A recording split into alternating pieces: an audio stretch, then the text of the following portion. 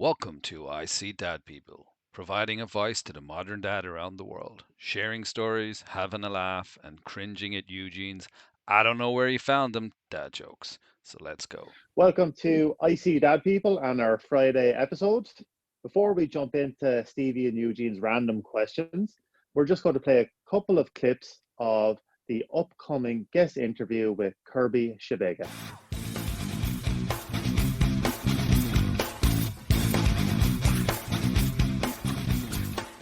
Yeah, that's a very good question. First of all, the observation that it's rarely the technology that's the problem. It's the humans and the culture.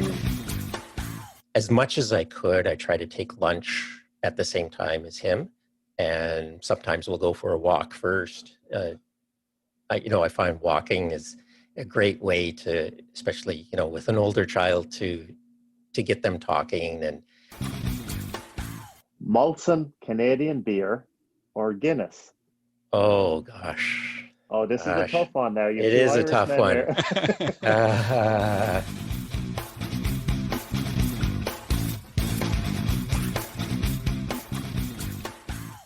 So, as you can hear, this is a session not to be missed, and we're looking very forward to chatting to Kirby in a while. But before that, myself and Stevie are going to jump into our random questions. Stevie, how are you doing?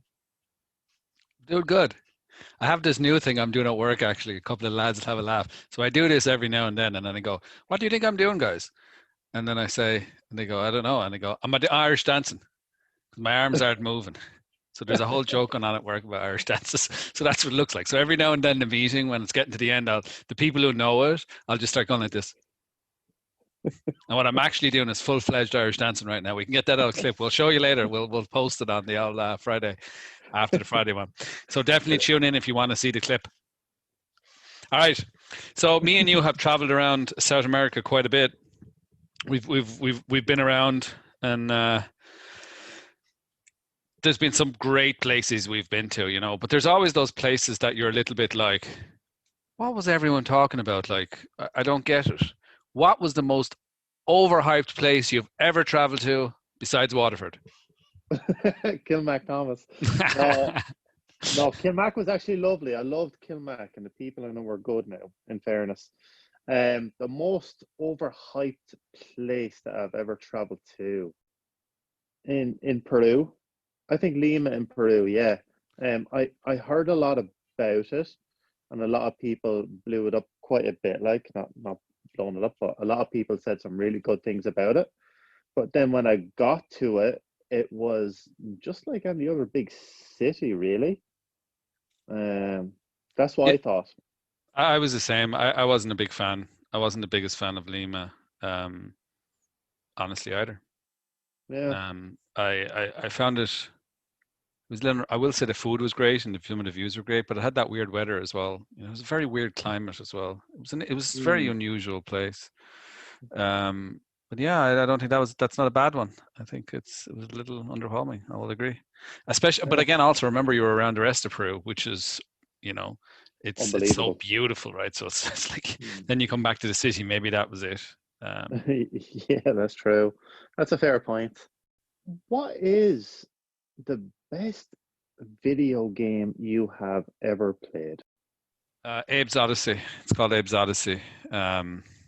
It was a game I bought when I was a kid, and I loved it. And I really loved it because it used to annoy the crap out of me dad.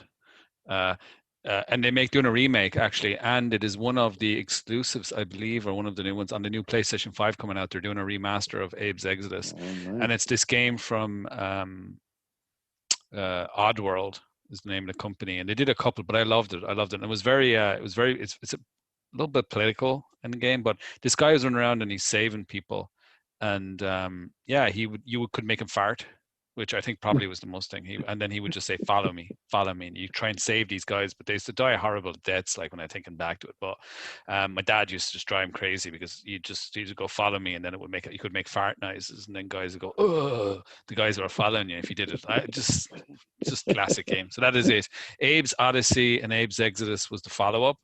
and then they did a remaster of Abe's Odyssey a few years ago, and then actually PlayStation 5 coming out is going to actually have the new Abe's Exodus, which I think is going to call Soulstorm. So I highly recommend checking it out. It was a 2D platform game, a lot of fun, easy going, just sit back. Nice. We'll keep an eye out. Eugene, what is the most embarrassing piece of clothing you own? It never used to be embarrassing until I put a couple of pounds on. It's probably my kilt. I had some really good moments in it. Obviously, around South America when I used to do my William Wallace Braveheart show. What I was it? remember that. I Yeah. remember that. That was a lot of fun. And oh yeah, that was one of my first memories of you, actually, Eugene. It was one of the first times you were there, actually. One of the first times we met. I don't know if you noticed. Like, it was right at the start, and I remember you going up to your room to learn the whole speech, and you'd never Yes. learned it before, and you just came down by and you rattled it off in a bar to a load of people, and it was so well received. I think that's my first memory of you, Eugene. Actually, is that speech. Yeah, it's a good memory actually. I can't remember much of the speech now at all. Like most of it's after leaving us, but I'm sure if we're sitting down having a couple of whiskeys, it might come out again. Oh, there was a lot of freedom. I remember, right? I don't think it was the freedom people remember from the movies, though. But there was a lot of things free there up in that bar. Yeah, that kilt. Yeah, I think a Yeah, lot of people went home after that. Like, they just stopped their traveling. They just went home. sure, it wasn't going to get any better after that. Like, Right. And I don't know what else to say to you about that, Eugene. That's the one left in the skirt. Yeah, it doesn't fit as well as what it used to anyway. That's for sure. So that would definitely be my most embarrassing item of clothing right now. On the subject of travel and us obviously having that travel bug in us, from all of the traveling that you have been doing, and you usually do submerge yourself in culture when you do go travel, what is the best dish culture wise in any country you have visited or lived in?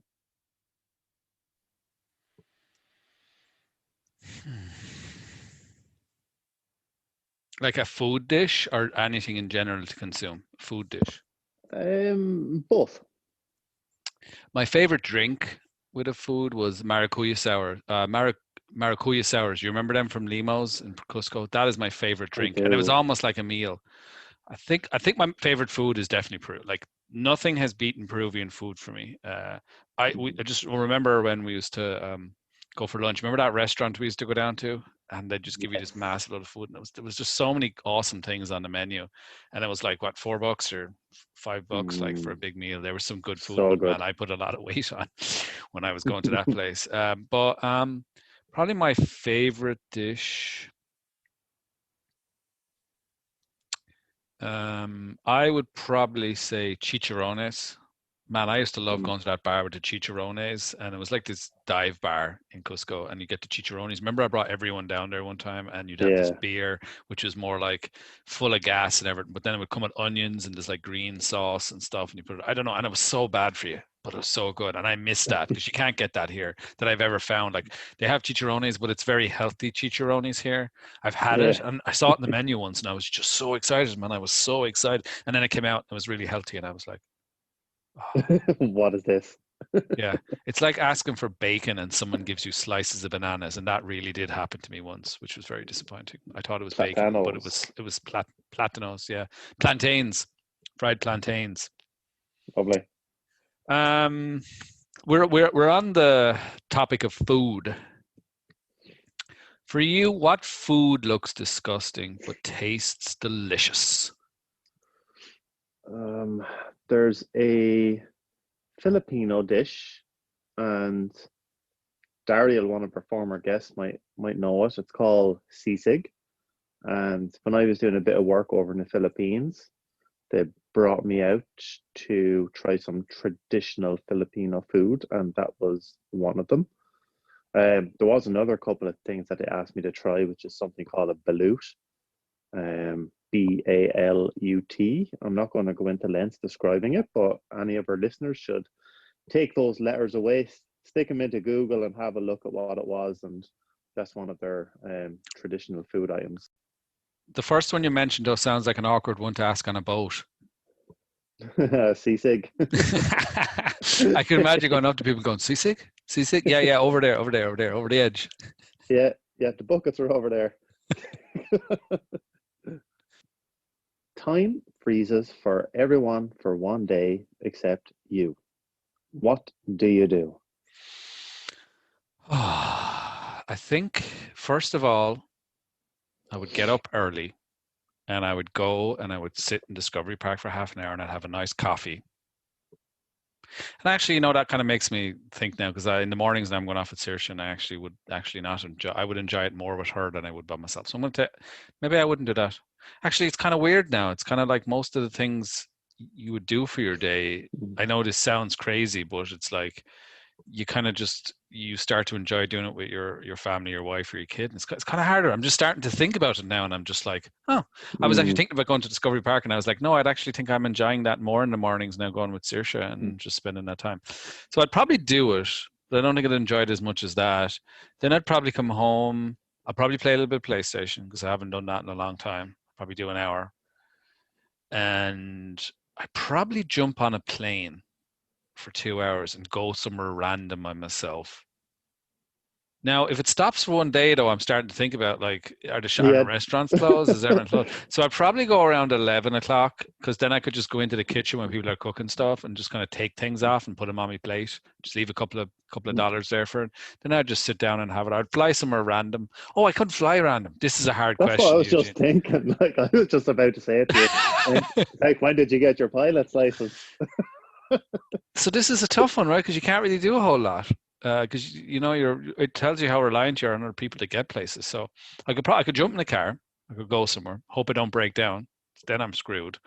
But I don't really think there's anything, especially if the whole world just kind of stopped. It's kind of interesting. I thought when you'd ask me this, I'd be like, boom, boom, boom. I like this. And now it's harder. It's a harder question, I think. Yeah, it is. I'd say the messer and me would have to like play so many tricks on people. Oh, that'd be a lot of fun. Yeah, like they'd have something in their hand, like maybe a cup of tea or something, and you just replace it with your pet cat. Just little things like that, moving things around the place. It's a super interesting question. Maybe we should ask that one to Kirby. All right, I suppose we're ready. Our listeners are ready. It's Friday. Everyone's going, getting ready to sit in front of the TV and watch. Disney now have family viewing, so you can kind of view things together, which is interesting. I haven't tried it yet, but if anyone hasn't seen it, so you can do group watching. So you can kind of watch the same thing together with your family and comment together, I guess, and it'll show you everyone's watching and stuff. So I haven't tried it yet, but that'd be kind of fun thing to do. Anyway, let's go over and see Kirby. And I'm excited for this one. As you know, I'm big into technology. I love technology, and he's big into augmented reality and virtual reality and what that looks like for our kids and our future, and just in general, every time we make a big technology leap, what's going to change. So should we head over? Yes, let's do it, Stevie. It's Friday, gotta get down on Friday. Everybody's looking forward to the weekend. Friday, getting down on Friday. Everybody's looking forward to the Welcome to I See Dad People. We have we're at another Friday. We have a guest with us today, Kirby, who's joining us from Seattle, where I'm also based. Eugene is based, as you might have heard, in San Francisco, or in California, in Dublin. I don't know if you appreciate that, but he didn't go too far from Ireland because he moved into the same location here as he did. So we have Kirby today. Kirby, do you want to tell us a little bit about yourself? Sure. So like yourselves, I'm not originally from here. I'm actually from Canada.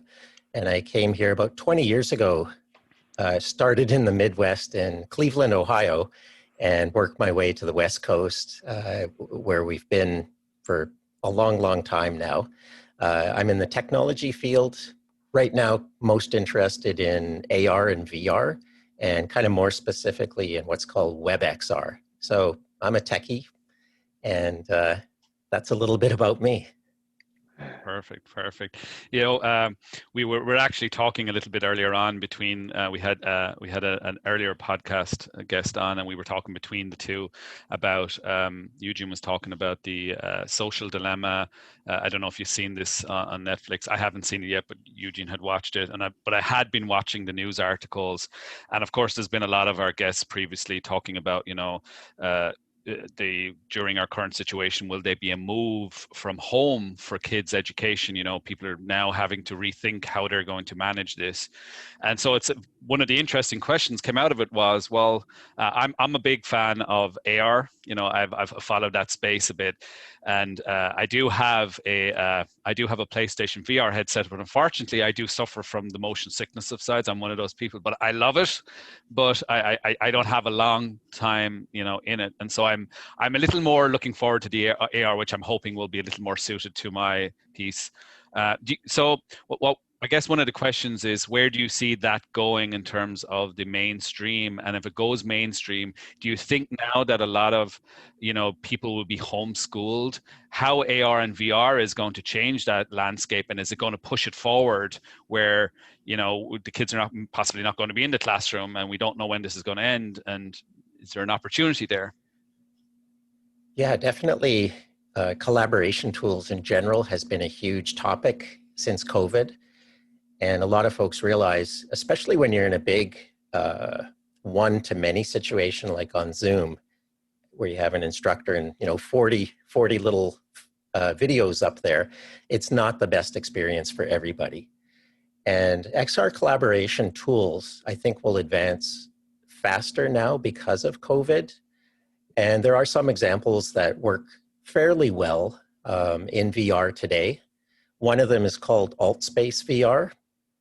So just 2 weeks ago, I attended a conference called Global HR Summit. And it was held, if you wanted to, you could buy a ticket and attend in VR, wearing a headset. So they had 58 speakers over the 3 days, and 50 of them were brand new to VR, had never used it before. So they were all shipped out a headset, taught how to use it. And for the most part, the feedback has been just awesome. Everybody really enjoyed it because you get a much better sense of presence and actually being there. You know, you could scoot over and talk to a little group of avatars if you heard a good conversation going. So as far as education goes, that one's a little tricky in the sense that, especially in K to 12, every school district is very different. There's different funding involved. Yeah. For colleges, I could see it picking up a little bit faster. There are some examples where college kids will take introductory courses like how to use the chemistry lab, how to use the equipment, and they'll do that in VR first. So when eventually they do get to a lab, they're kind of checked out on the equipment already. AR, mobile AR is, you know, huge right now because everybody has a mobile phone. It's not, of course, the right form factor, so you get kind of tired just holding it. So it's a little more, you know, on the gimmicky entertainment, some advertising kind of side right now. VR headsets, you might have heard that Oculus, well, Facebook, just released their second version of the Quest, which the hardware sounds incredible, very good price point. The drawback with that one, a lot of folks are not too fond of Facebook and have concerns over privacy of their data. Yeah, that's an interesting one. I actually work in privacy compliance right now. I've gone into that world. I'm a product manager, so it's a crazy world to be in right now. And it's all the good movements that are happening with GDPR and CCPA, and now we have Brazil with LDGP, I believe, and everybody's jumping on, right? And but it's changing the world, right? The simple technologies like, you know, when you visit a website, it drops a cookie, and now Google are trying to move away from that, and iOS are actually moving now in January. They canceled their iOS 14 where you no longer can get access to personal information on the device without every app asking the user, hey, can I use your device for advertising? So the big shift is going on here. And so it will be really interesting to know it's interesting to see your point, which is if Facebook, this is kind of what Eugene was talking about earlier with the social dilemma, right? The technology is not the problem; it's how it's used often is the thing. So, do you think that the companies that are driving this will result in maybe it not taking off, because or be a struggle for it because people just won't have the trust? Yeah, that's a very good question. First of all, the observation that it's rarely the technology that's the problem; it's the humans and the culture. I totally agree with that. In particular, if you're in an enterprise environment trying to introduce new technology, usually it's just the culture that's the issue. So you have to be a bit of a psychologist almost. As far as consumer goes, I think more people are becoming concerned about privacy and starting to realize how that data can be used for not good things or unintended consequences. However, it depends really again on maybe the country, the culture that you're in, age group. So I don't think the technology will be slowed down in any significant way by public concerns. However, at the same time, there's awesome groups that are thinking about all those privacy concerns and trying to get them to become standards and promote to the bigger world why this could be a problem. Yeah, I don't know. What do you think? Do you have any thoughts on that? I have one thought on it, and I probably relate it more to the next generation, Generation Alpha at the moment that my son is in.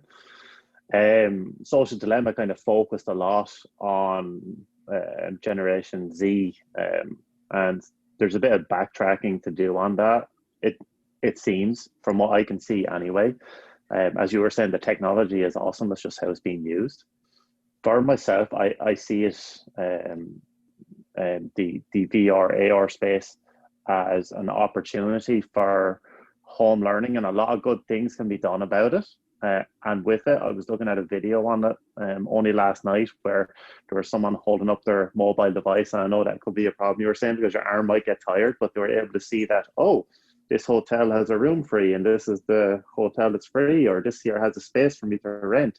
I think like there's so much powerful things you can get out of it for your everyday actions, and then even at home, so many different learning styles. Like how often have you heard the phrase, I need to see it in action before I can actually learn it, and if you've seen that through AR, it's a different way of learning. I think there's massive opportunities with it.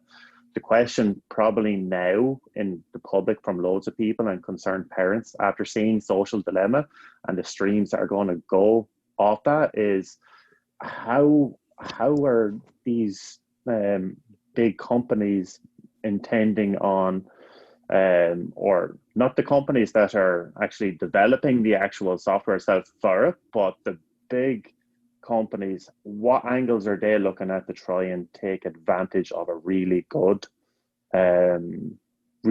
technology for mass gain?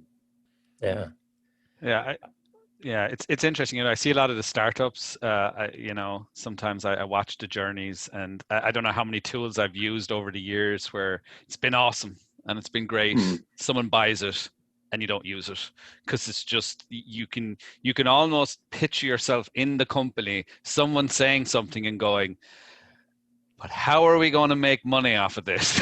It's like, and we need to make it in the next year. We're not going to wait for 4 years and you see the change. Not to mention any products specifically, but I think I think almost anyone can think of a product they've used that has been taken on by someone and then just switched. What have you seen that in and I followed a little bit the Oculus journey, and I remember watching some of the start of that before Facebook, and just hearing how that all developed, and it was a very interesting story, just an interesting story to see how it was all developing. I'm sure of all the people you know the story best.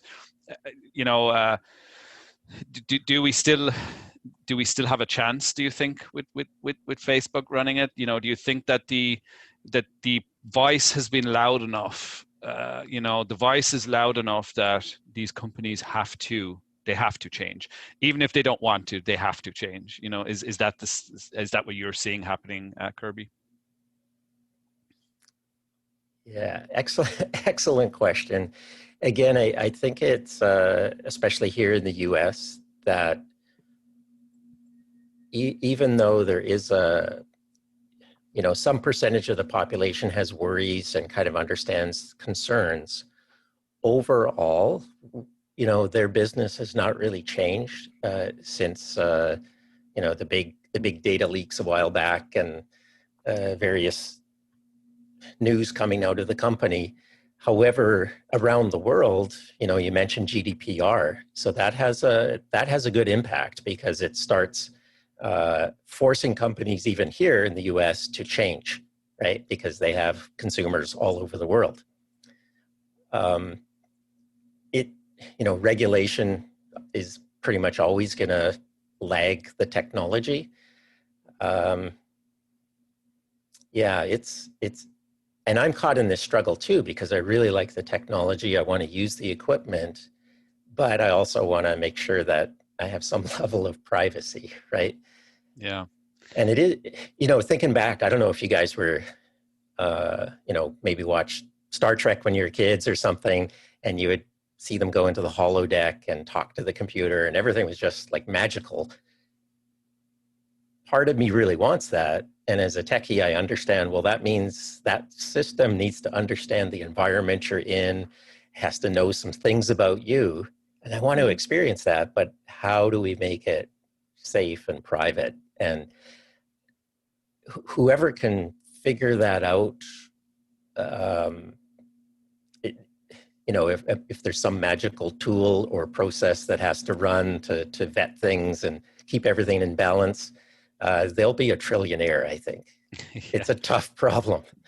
Yeah, no, it is a tough problem. I think, one question you sparked that this conversation has sparked is, how do I look at a problem from a business perspective or a passion perspective, whether that's technology or what I would say the day job, and then do you have a different view as a parent, right? Like, I sometimes struggle with that piece of it. It's, you think about the business and you think about, metrics and whatever you're looking at in your day job, and you're trying to move something forward. But then at the same time, you look through the lens of a parent and you start to look at what you're doing from your kid in the future. And I just heard a little bit of that there, this I love the technology. I'm so passionate about it, but then there is the other side. It's what is the impact down the line, and how does this impact my decisions right now? Have you had those thoughts and conversations, or how has that gone, out of interest? Yeah, definitely. So, I should say that my son is a teenager now. So he's 15. So he's into some technology as well. The surprising thing is, for him, and I think most of his friends, they kind of understand these privacy concerns, and he's actually quite good, at least from what I can tell, that he's not very involved in social. It's mostly him just messaging back and forth to friends, right? So that I can trust a lot more when it's kind of one-on-one or one to a couple friends. But I did start with VR about 5 years ago, and at that time there was questions about like what age should go into a headset, and no one really knew, right? So arbitrarily, almost on the safe side, people would start saying, well, like COPA, it maybe, let's say 13, and you shouldn't be in a headset for too long. Yeah, but I mean, the overall question about technology and children, it's so interesting, because we always hear this, and you probably experience it as a parent. You go out of your way for Christmas or birthday, you find the perfect gift. And especially when the kids are younger, they're like, whatever, but this box is so cool. I just want to sit here and play with it, right? And get some markers out and do this and do that. So I think on the safe side, for sure, younger children should have some limit to technology and understand the real world better before they start exploring virtual kind of concepts? As parents, like I was only talking to Savannah about it this morning, and maybe my mind is still a bit raw after looking at Social Dilemma. But I was just saying to my wife that look at as parents, like until maybe changes are made, we have a responsibility to stay on top of all of these emerging trends in the social world and stuff like that, and keep our kids educated on how to live within that world and don't get too far into it. So I think that's a bit of advice that I will echo from you, that you've obviously done with your son to show how to live within that world. And then being on that topic as well, about myself and my wife having conversations, she was actually talking to me this morning about switching my role from being the working dad at home to trying my hand at being a stay-at-home dad, and looking after Riley, switching roles. And what would be your thoughts on working from home or being a stay-at-home dad? Yeah, so I have a great experience with that. When my wife and I were expecting our son Cody, her job was better than mine at the time, and I was kind of doing some studies at a university as well. So it was kind of natural for me to be the one that stayed at home. And I did that for almost 2 years, the first 2 years of his life. And it was incredible. I loved it. That I will admit that, yeah, it gets tricky sometimes and a little bit frustrating. And you're just waiting for your spouse to come home, your partner to come home and sort of tag off and say, hey, I need a break. I can go for a run or something. But I really enjoyed it. And ever since then, when I meet, new dads or people that are thinking about having children, I always mention that, if you have the opportunity, try to stay at home for some significant amount of time beyond a couple of weeks. So, yeah. That's a super interesting. That's super interesting. So what's your thoughts now, Eugene? Are you? It is very, very hard work. Like obviously being in lockdown and working from home right now, I'm quite close to the family, so that's massive. I love that, being so close. On the other side of it, I've seen the amount of work that my wife Savannah has to do during the day, and I would much rather be stuck on my laptop working. It is hard work, and that's just because of an effort perspective. If I ever found myself in that position of being the stay-at-home dad, I reckon I would love it. I would enjoy it. It would be hard though. There's no switching off. I think probably right now is probably not the time to make a decision, because I'm assuming when you can go outside, you can go playgrounds, you can do things. I mean, even now, I mean, in Seattle, we're just getting, and as you know, it's like, okay, COVID was keeping us inside, and now we have smoke keeping us inside. So we've noticed already the difference in our daughter just in 2 weeks of being more inside than we were for the last. We're actually more inside, because at least if we keep our distance, we can go to Discovery Park, as you know, we can go to those places, and we can keep away from people, but there's air. Now it's like, last weekend it was not good. I mean, you couldn't go out. Like, it's just was not realistic. And so, yeah, I think being a stay-at-home dad would even be more challenging right now, because you don't have the luxury of even going outside the house right now. Like, or at least enjoy it, because depending on your how much you're, with the masks and everything right now, like if you're some people are fearful still of it, like extreme fear, right? There's different levels for everybody, but like you have to be constantly thinking, and especially being respectful to the people around you, right? So you're walking around, and not only are you looking after you're watching people around you, and you're trying to do, and it's just that I'm sure that does not make it any easier to be a stay-at-home dad when you're actually in the house. I have an interesting question actually from earlier on, Kirby, that you mentioned that sparked some. Have you seen the show High Score? Have you seen Netflix's High Score? Not yet. No. Oh, I really enjoyed it. I used to have an Atari. My first computer was an Atari 520 STE. So that was the first time. That's what got That was the day I did computer science, and that was the moment in time where my whole life ahead of me was decided. I loved it, and I remember upgrading, sending off to the UK, waiting weeks to get a half a meg of upgrade on my machine, and it was just so exciting. And now I could play all of these other games, and I just remember it. And so I really loved this documentary on their high score about the thing. But what really came into my mind right now was when you were talking about the AR, VR conundrum, let's say right now, about that and social media, and that I was listening to it from back then when parents were talking about Mortal Kombat and Doom, and they were playing clips from back then of, people saying they're going to destroy our kids and computers are going to destroy our kids and stuff. And we are still aware of these things, but most of the games out there now have some adult pieces to them, even when they're rated earlier. They're not Pac-Man, right? They're not Pac-Man. They're not Super Mario. Even those newer versions are a little more involved and have more things going on that kids are doing. So it's interesting to watch how previously something big like that, a big change in technology, has changed the world. I'm interested to know, do you see the same trends happening now as we move into the AR, VR space?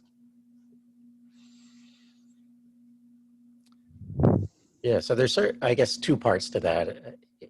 First, there's often a resistance to change from maybe a generational point of view, and then also, in an enterprise, for example, there's just like, nope, we're doing it this way. We've always done it this way. Why change? And change is good, I think, overall. Technology is good overall.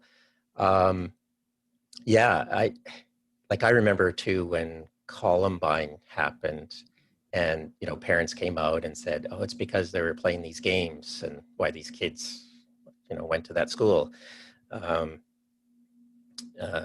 But this time I think it's different, especially on the social front, because the network and the way the platform works, it's changing behaviors,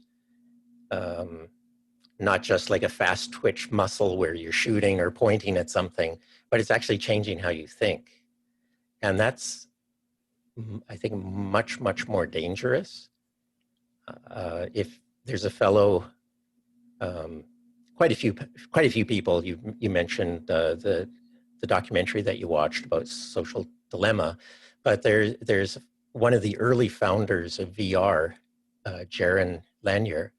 He has a thought on what the root cause of this issue is, and it's the business model around social. So his thought is just get off social media, force the companies to not use advertising as a way to run their business, but actually charge, right? Charge up front. People will be willing to pay for something of value, and not rely on those kind of fear sensational techniques to try to get you to keep clicking and keep you staying engaged, as they say. So I'm rambling there a little bit, but I think things are different this time with social, and it's really powerful in how the impact it can have, not just on individuals, but on a larger society. That's super interesting. So if I heard that, it's like, could we move to a model where we're paying for the value rather than leaving a very hard to control mass amount of businesses just push stuff uncontrolled to a large extent to everybody? It's very hard to manage that. And rather, I think I've seen the article, or a question asked was, would people pay $1 a month to have no advertising on Facebook?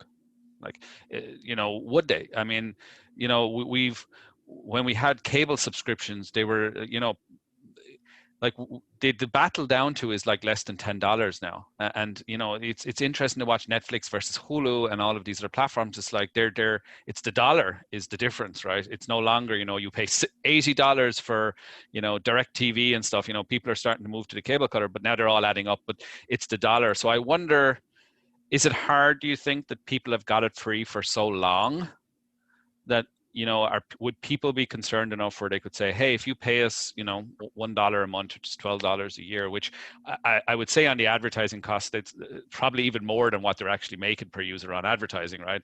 Would people pay for it? And I wonder, have they tested that model out? I have not ever, at least I've not been as part of a test group, at least with Facebook or anything, to ever say, hey, would you be willing to pay $1 for no ad, where we don't advertise to you, we don't do it. It's just, you're paying for the value we're providing to connect to people and thoughts and ideas.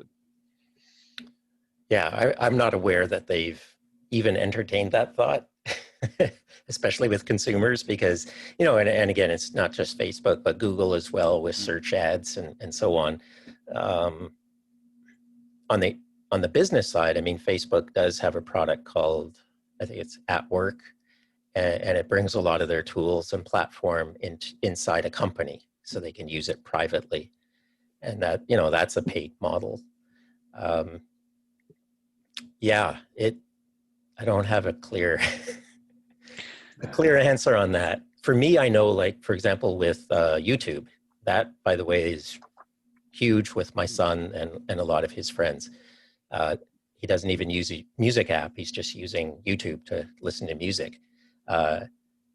But I just did not like getting all the ads. So I actually paid for their premium product for the family. And for me, it's totally worth it. Just not to have some portion of my day hit with those advertisements.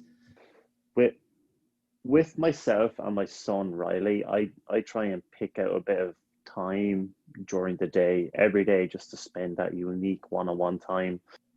How do you take the time out in your day to get that time with your son, Cody? Yeah, and it, you know, for all of us being home, it's totally different now. My wife is in tech, so she's on her computer all day. I'm in tech, so I'm on my computer all day. And of course, our son, he's on his computer all day for school. So it is really difficult for us to make time during the day. As much as I could, I try to take lunch at the same time as him. And sometimes we'll go for a walk first. I find walking is a great way to, especially, you know, with an older child, to get them talking. And, you know, all of us, and I can't imagine what it's like for younger kids, being inside so much now and not just having the movement and, you know, getting their bodies moving and going outside and playing. It's got to be so difficult, especially if both parents, again, are on their laptops. So really important to spend time. The main thing I do is try to have that lunchtime. And then in the evenings, sometimes we'll, like last night, we were playing cards, playing rummy. But we try to make it a little bit fun by saying, okay, whoever won that round gets control of the music. It's the next song, right? Right. So, are you ready for? So we have a Eugene for his. I think we have time for so our dad jokes have been somewhat popular, and Eugene definitely finds the worst ones, the best ones. Sorry, the best ones. The best ones. The best ones are the worst ones. Yeah. So Eugene, do you want to share a dad joke or two with us? I don't know where you found them. Hello, darkness, you used to have better jokes before you were a dad. Really? Ready for act? Let's go. For the 10th year in a row, my co-workers have awarded me the most secretive person in the office. I can't tell you how much that means to me.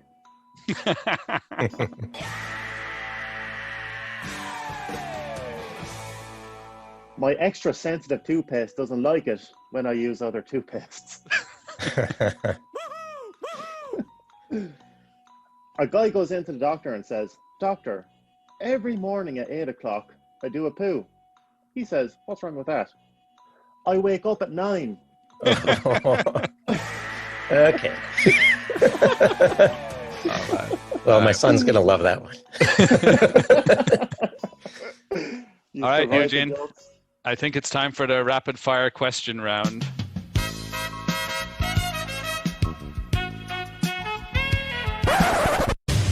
Are you ready? Oh, I get it. Really? Oh my god.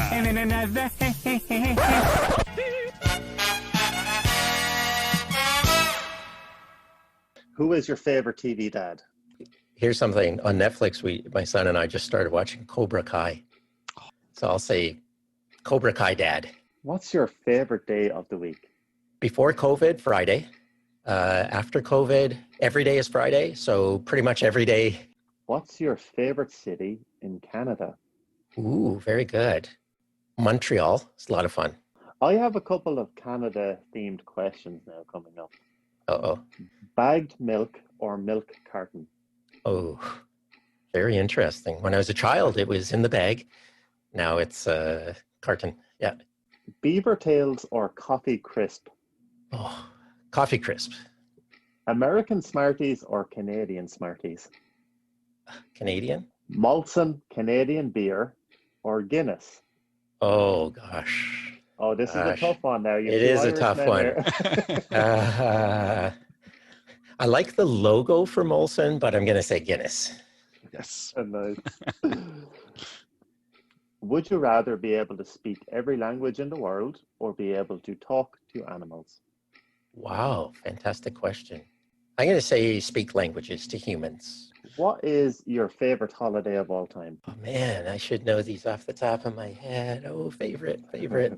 I can think of a favorite summer. It wasn't really a holiday, but I went to summer camp. And when I was a teenager, I just loved that. And I got my glider pilot's license. So that was pretty awesome. What is Cody's favorite TV show? He's really, really into anime, and that's not my world. So I can't I can't say, but right now the thing we watched together is Cobra Kai. Nice. Do you remember his childhood TV show when he was a baby? Curious George. Oh, Yes, nice. that's the one with the monkey, isn't it? Yes. Yeah. Say something in an Irish accent.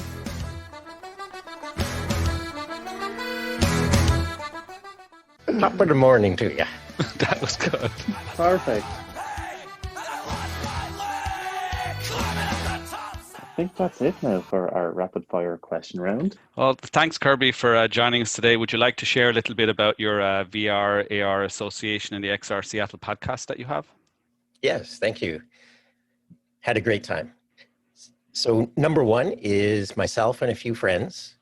We started a podcast called XR Seattle Podcast. So it's XRC as in SEA pod, CPod. And we'd love to have you take a listen if you're interested in anything to do with AR and VR, and contact us if you want to chat with us and potentially be a guest. The second item is I'm the co-president for the local chapter here in Seattle of the VR AR Association. And once again, we're building up the community. If you want to find out more, just reach out to myself and join in. Okay. Well, thank you Perfect. so much for joining us today, Kirby. We'll be sure to share with all our guests your podcast and your things, and we're super interested to hear how the VR AR. I know I'll be following it for the next few years to see how it all unfolds. And this was super interesting chat. Thank you so much for jumping on with us today. Yeah, thanks. It was great meeting you guys. Okay. Great meeting you too. Thank you, Kirby. Appreciate that. Thanks for joining us today on I See Dad People.